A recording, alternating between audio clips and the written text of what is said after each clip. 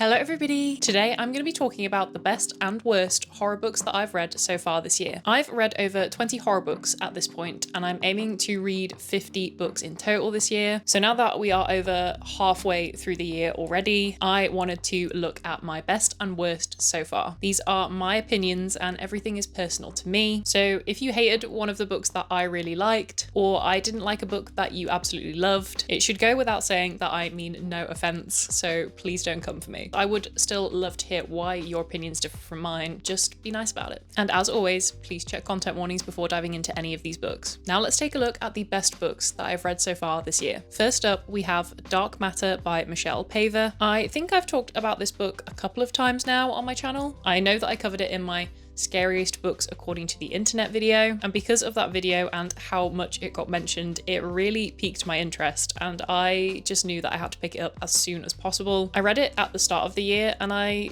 don't really feel like I've read anything like this book before. The setting is super unique and that's one of the things that I really love about it. Set in 1937, Dark Matter is about 28-year-old Jack, who is poor, lonely, and desperate to change his life. So when he is presented with the opportunity to go on an expedition to the Arctic and leave London, he jumps at the chance. He is traveling to a remote, uninhabited bay with 4 of his companions and 8 huskies, where they will make camp for the next year. But once they arrive, Jack gets the strange sensation that they are not alone, and one by one his companions are forced to leave and Jack is faced with a choice. Is he going to stay and face the months of darkness alone, or is he going to leave? Dark Matter is super atmospheric. Like I mentioned, I don't think I've read a book in this setting before. I also really want to read The Terror, which I don't know if that's also set in the Arctic, but I know that it's a similar kind of setting. It's written in a journal style, so that makes it very easy to read. There are still scenes in this that are fixed into my brain because of how creepy they were, which is obviously why people were recommending it as one of their scariest books they've ever read, and you really become immersed in the story. I also genuinely think this one would make an incredible movie adaptation, so my fingers are crossed that we get that one day. Then we have Tradife by Saratoga Schaefer. This book came out this year and I was super intrigued by this as soon as I heard about it. The minute I saw this in the bookstore, it was immediately going in my basket. I didn't even think twice, and it was definitely worth it. This one is about a traditional wife influencer named Camille, who is taking inspiration from other traditional wife creators, wanting to be like them at any cost. But she is missing one key component, and that is a baby. She presents a perfect life to her followers online, but her relationship with her husband is strained, and she worries that if they don't have a child soon, her marriage and her following will suffer. So when she finds an old well on their property, she makes a wish. And soon after, Camille starts having strange experiences, and one night is visited by a creature she believes to be an angel offering to make her wish come true. I've read 2 different books called Tradwife so far this year. I literally just finished the audiobook for Tradwife by Sarah Langan last week. It's definitely a very popular horror subgenre at the minute, and it's fascinating to me. This one I read in like 3 days. It has some really intense body horror that had me cringing. Like, I want to hold the book at arm's length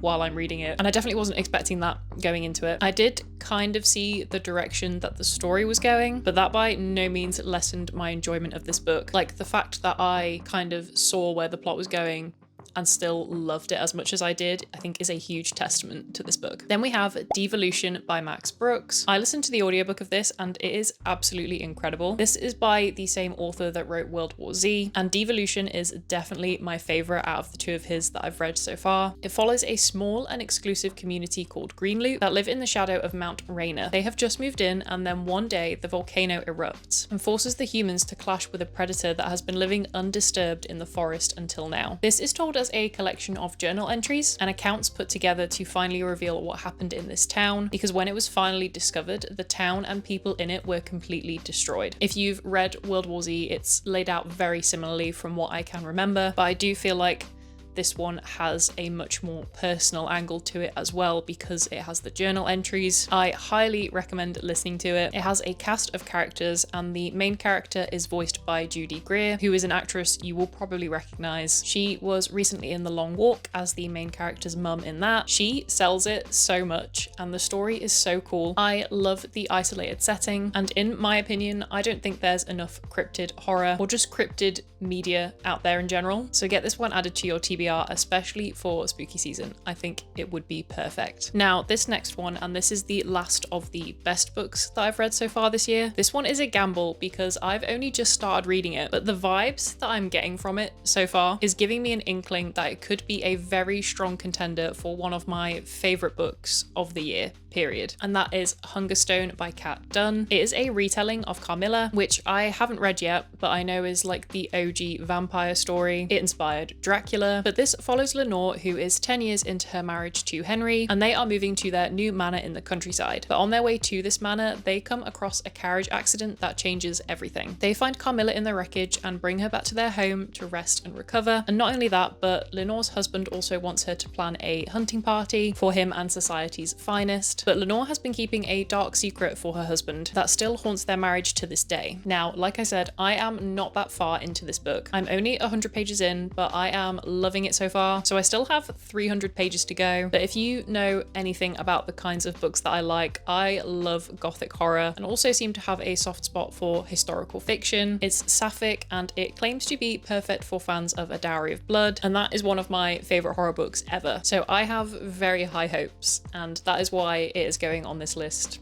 right now before I've even finished it yet. We'll see when I come back at the end of the year if it lived up to my expectations. Now onto the not so good books, the ones that I sadly didn't enjoy as much. But before we do that, if you're enjoying this video so far, please subscribe. I really appreciate it. First up, we have The Whistling by Rebecca Netley. A woman alone in the world takes on a nanny job on a remote Scottish island. She is charged with looking after a troubled girl who hasn't spoken a word since the passing of her twin brother, which also intersects with the former nanny disappearing only days before that, and no one will tell her anything about what happened. Then one night she starts to hear a faint whistling through the halls of this old house. Strange dolls are appearing in abandoned rooms, and she is determined to get to the bottom of this mystery. What I really struggled with this book is the writing wasn't great, in my opinion, and it started out with some creepy things happening, but after a while it started to feel repetitive and quite drawn out. I don't think it necessarily needed to be over 300 pages. This book I was hoping would give me similar vibes to The Silent Companions, but it really did not. As we know, I love gothic horror, big manor houses, and this ticked all of those boxes, but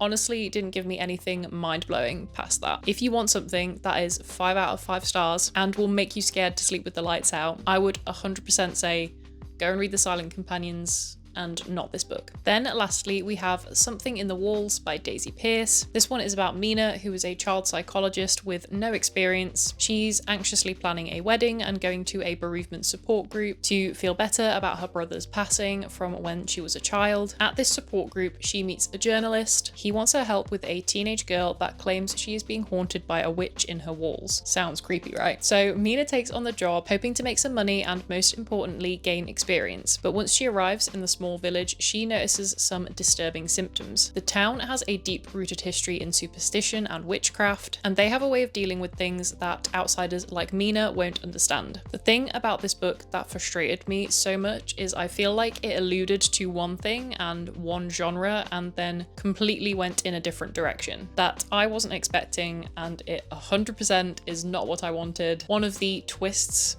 I guess you could say, in it as well was also super predictable. I was kind of just like waiting for it to be revealed because I knew that it was coming and it wasn't a shock. So this might just be the case of it would blow someone else away and it might be exactly what they are looking for, but it was not for me. It also left me with unanswered questions, which is sometimes fine. I don't need everything always tied up in a neat little bow, but in this case, it was just that I wanted more and I didn't find myself reaching to pick it up at all.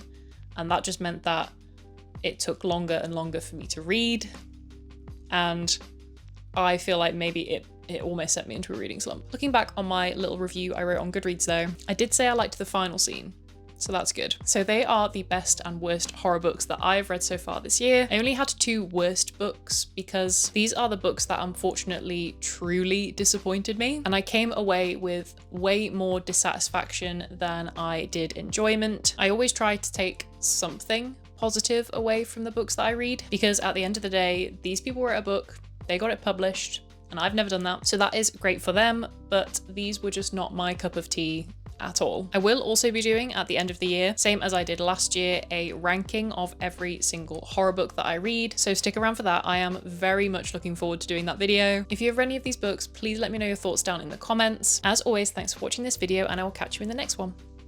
Bye.